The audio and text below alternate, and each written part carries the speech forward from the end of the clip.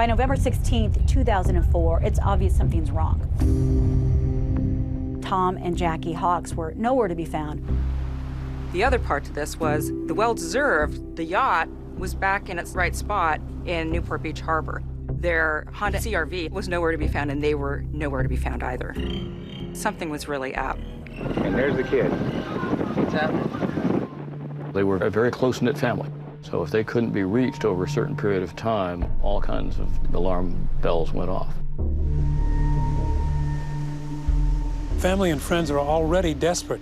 They start tracing and backtracking their steps to see what might have happened to them. I knew they thought they might be selling the boat. That's what they were hoping to do.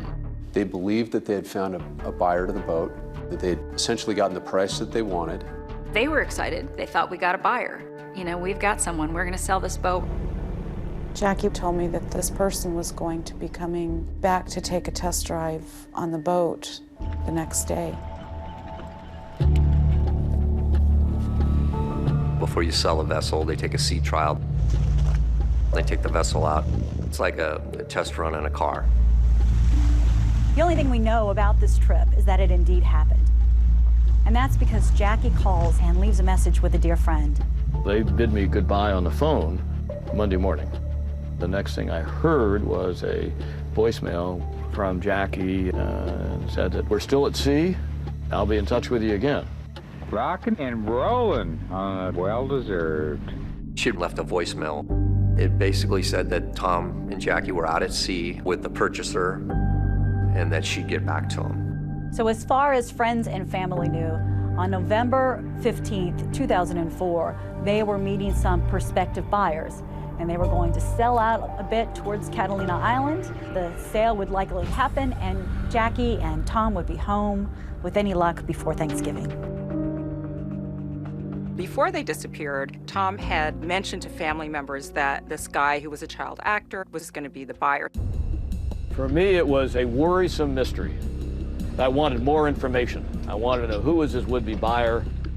Jim Hawks wants to talk to whoever brought in the well-deserved. So he takes out a card and he writes on the back of it, "I am a retired police officer and I'd like to speak to whoever bought the boat. Tom and Jackie Hawks are missing and I need to chat with you." Leaves his phone number. And the person that contacted him was Jennifer Deleon. Jim's like, "Look, did you buy the boat?" "Yep, we sure did." And she is super duper sweet. Jennifer has an explanation. She tells Jim that she and her husband, Skylar, bought the boat in cash, in full. Jennifer says we don't know where the Hawks are, and we still wanted to find out where they are because we still need some information about how to use this boat that we now have. We bought the boat, they drove away. You know, we haven't heard from them, and we don't know where they are either. She says, "I think that they were going to go off to Mexico." Locals playing soccer. Oh, and there's a gringo. And that's pretty much it. She's pretty short on that phone call. Not surprisingly, Jim thought this might be a little suspicious, so he called Arizona to one of their friends. Patricia Schutz, who they'd put in charge of essentially paying their bills and taking care of their finances while they were down in Mexico. Because during this time, way harder to deal with that from a foreign country, especially on a boat, which may or may not have internet access. Tom and Jackie, if they would have sold that boat, they would have deposited that money into their bank account. But there was no activity on their account. So we knew that something was really wrong. Jim Hawks, he told me that he was going to contact the police department and file a missing persons report Friday morning.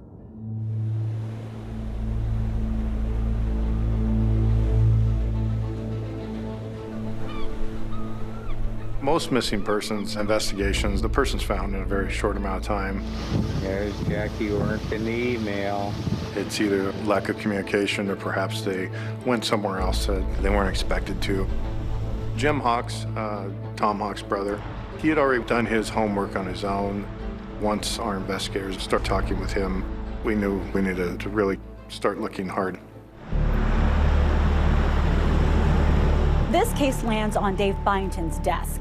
And at this point, he'd been a cop a long time, and he's a cop's cop. The minute he sees Jim Hawks and reads the details of this case, he knew this family had reason to worry. This couple, Tom and Jackie Hawks, had lived on their yacht in Newport were in the process of selling or sold the vessel to this other couple, Skylar and Jennifer Deleon. So Newport police start digging, looking at Skylar and Jennifer. And you know what? They find stuff, troubling stuff. Skylar happens to be a convicted felon. He's on probation. I go, geez. So my first indication, okay, well, this doesn't sound good right now. Sergeant Dave Byington, he sends out a detective to go out to the boat. And so the guy gets to the boat and he's looking around and he sees this receipt on the floor. That receipt on the boat, it's from Target and it has a bizarre shopping list on it. The minute Detective Byington sees that receipt, he knows something's off.